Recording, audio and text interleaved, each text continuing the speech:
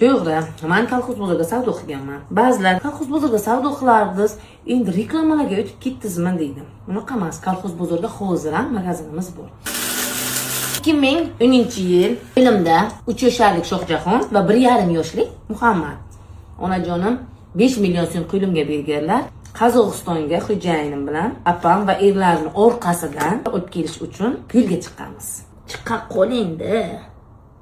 Hozirgi pul bilan menimcha 3-4 mingga to'g'ri keladi. Chunki dollar 127 ming shunaqa edi.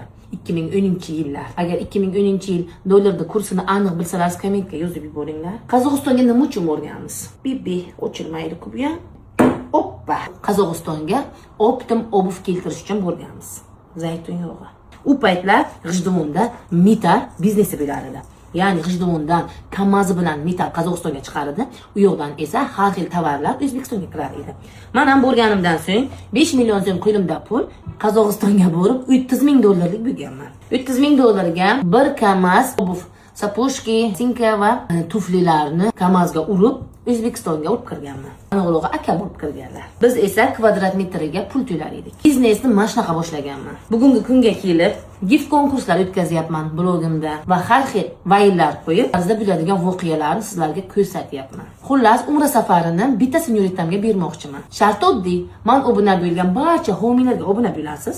Shu videoni ostiga o'yinta do'stingizni belgilaysiz va o'yinta do'stingizga yuborasiz. Garant oqlanishi bilan bitta senyoritamga umra safarini sovg'a qilaman. Deram.